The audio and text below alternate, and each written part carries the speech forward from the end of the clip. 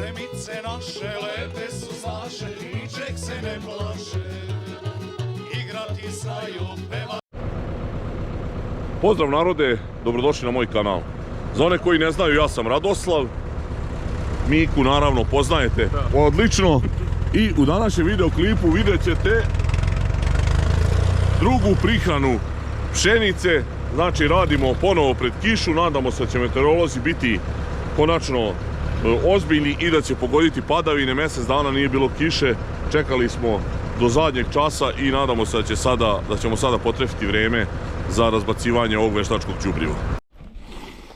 Kao što možete da vidite, iako kiše nema već više od mjesec dana, pšenice su i dalje u dobrom stanju. Počinje zemlja da puca.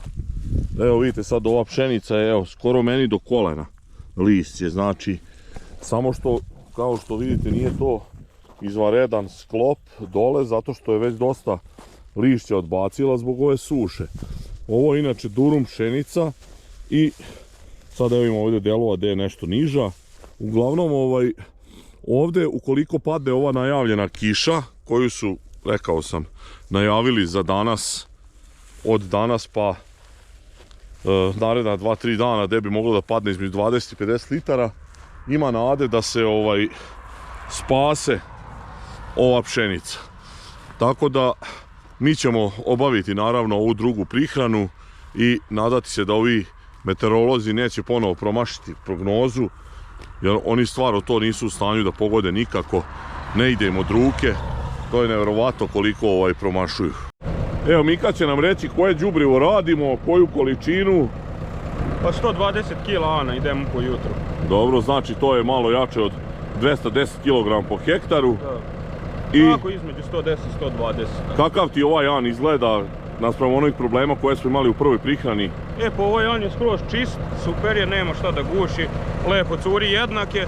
Jedino malo zato što su vreće da li spakovane vruće ili su bile negde na vlažno, malo neki kondens, bude grudvi veći, ali to su one grude koje pipneš, one se raspadnu, znači malo teže curi iz vreće, ali inače što se tiče razbacivanja, to je super. Znači jednako sad baca, ne brinemo se kao prošli put, sve dobro. Ne, sad je sve da bačemo. Ništa, evo sad ćemo krenuti, ovdje smo na durum pšenici, ona izgleda dosta dobro ovako kad se gleda iz daleka. Kad se uđe malo u njivu vidi se da je počelo da odbacuje lišće, ali šta je tu je, suša je krenula pre vremena, tako da ćemo pokušati da sada mi bacimo ovaj veštak, a nije do nas ostalo, ako padne kiša, padne. Ništa Miko, ti možeš polako da kreneš, pa nastavit ćemo snimanje na ovim njivama koje su nam zanimljive.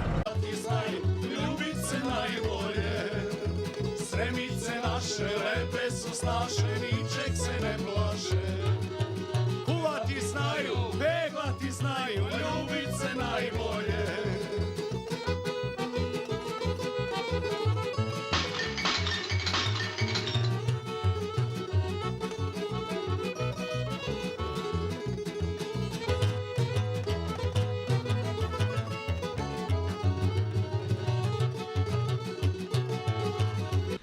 Sada ovdje možete vidjeti ono što sam pričao i vama u prvoj prihrani i Miki, da ova ureja koju smo koristili ne valja i da neće dobro da leti. Pogledajte sad ove žute tragove koji su ostali, znači to su sve mesta gdje nije dobacila ureja, a vidite kod komšije još gore, nije sastavio uopšte ureju na tih 18 metara koje je namešten rasipač, tako da to je ogroman problem, ta pilirana ureja.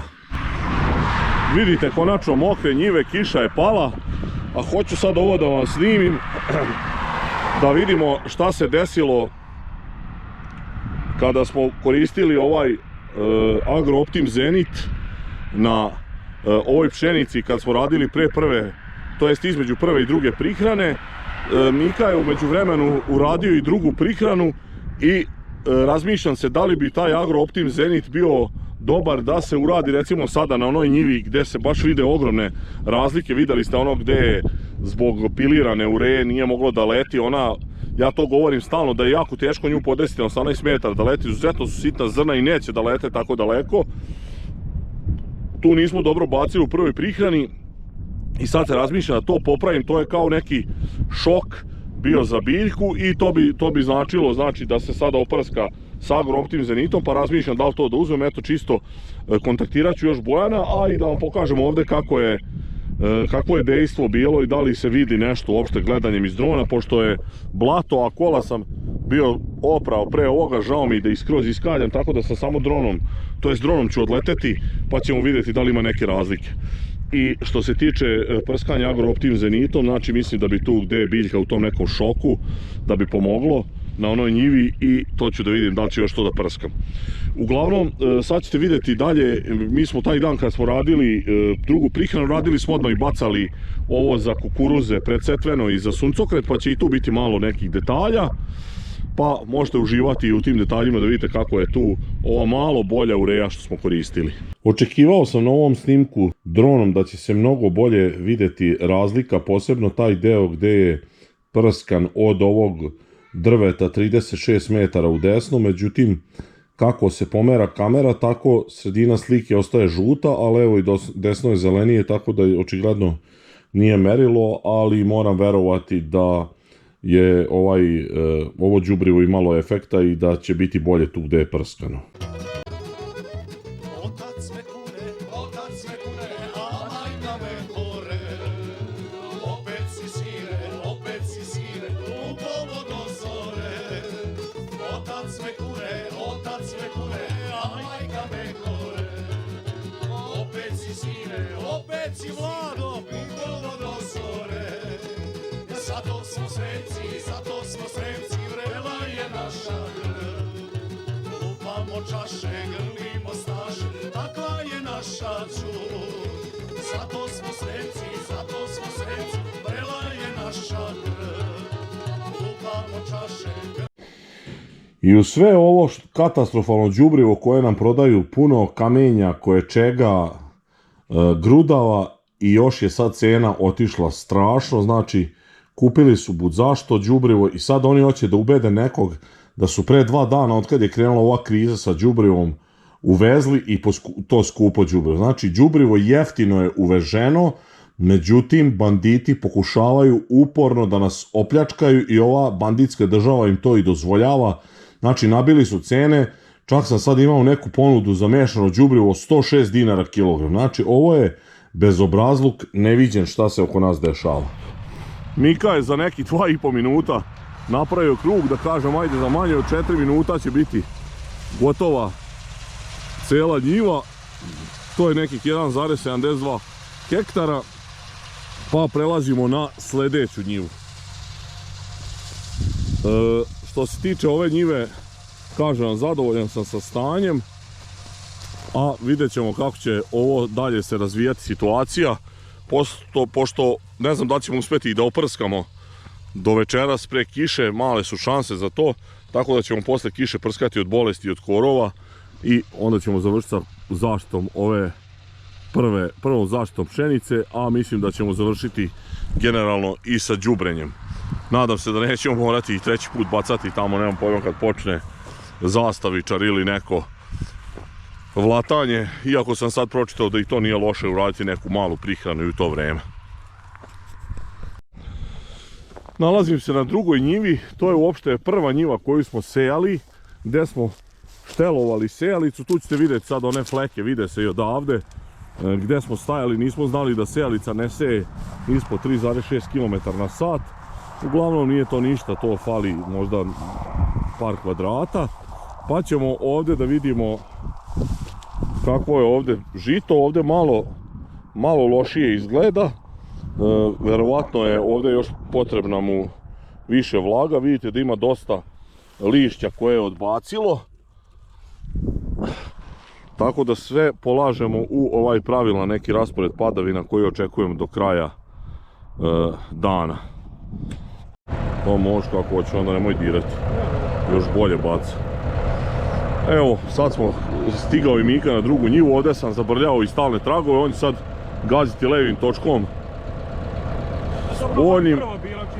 Da, ovdje smo se uvežbavali pa smo zabrljali. Inače, hoću da vam kažem da zbog ovih dešavanja sa YouTube algoritmom rešio sam da ipak pokrenem članstva, znači vi niste obavezni da uplaćujete ta članstva, nego ja pokušavam da nekako me YouTube skine sa te crne liste, stalno mi to nude, napadaju me što ne pokrećem ta članstva, tako da ću to pokrenuti, taj program članstava, a moguće ću u budućnosti pokrenuti ovu YouTube prodavnicu, da vidim da li će to poboljšati nuđenje mog kanala koje je dosta palo i za samo pregledi i uopšte kanal se održavaju samo zahvaljujući vama, mojim vernim pratiocima, a što se tiče novih gledalaca, YouTube uopšte ne nudi moj kanal više novim gledalcima, samo ovima koji su zapratili kanal i koji su obeležili zvonce, tako da je to veliki problem.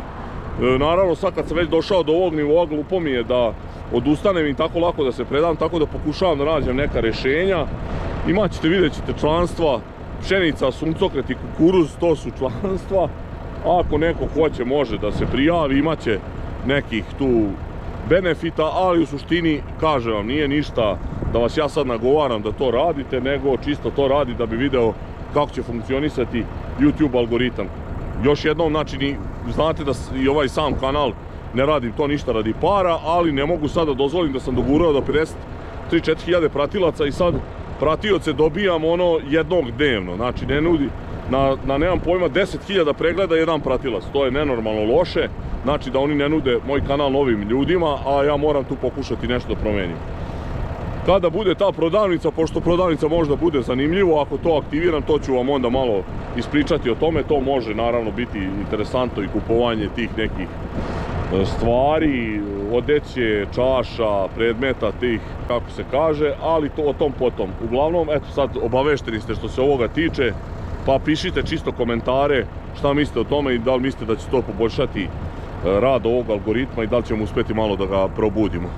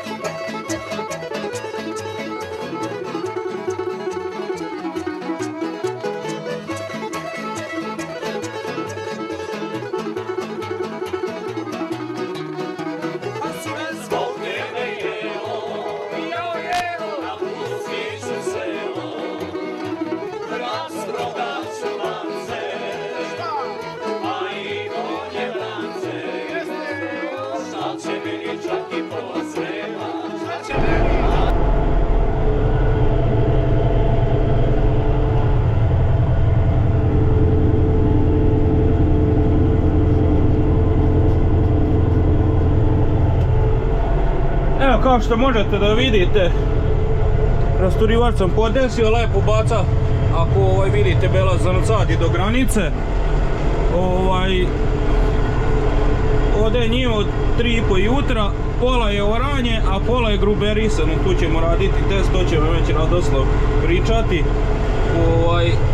Vidjet ćete u daljim snimcima, tako da to vam je to, za sad ide super.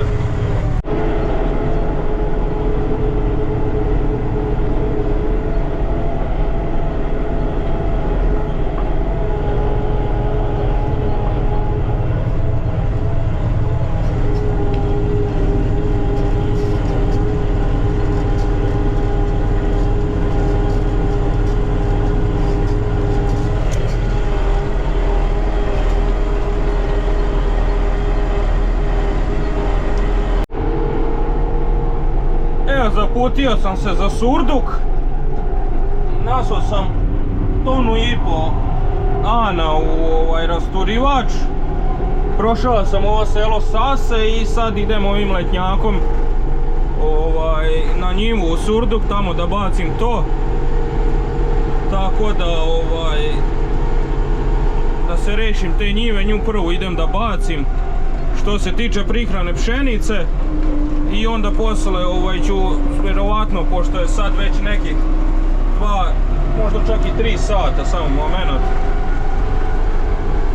pola 3, taman dok ja bacim, dok se vratim, skoro će i mrak, možda uspijem da bacim jednu turu po selu i sutra nastavljam.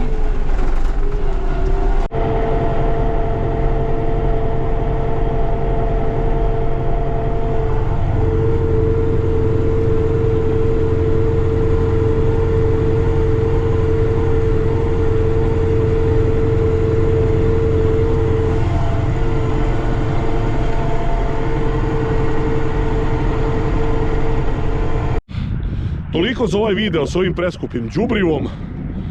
Znači, đubrivo ponovo odlazi u nebesa cena. Ovi pljačkaši rešili su da nas ojade. Znači, to đubrivo je sve kupljeno po 350-60 evra, čak i jeftinije tona. Oni su sad već to nabili na neki 700 evra tona, posebno na Agro-Rok. Tako da vam je to ono što sam ja pričao. Znači, 3 glavna razloga zbog čega će propasti poljoprivreda su proizvođači semena, prodavci đubriva i ovi banditi što otkupljuju suncokret i pšenicu, što daju akontacione cene, a uglavnom suncokret. Tako da eto, to je to za ovaj video. Hvala vam na gledanju. Ako do sad niste zapratili moj kanal, zapratite, ostavljajte lajkove, komentare, delite obavezno moje video snimke. Vidimo u sljedećem klipu. Pozdrav!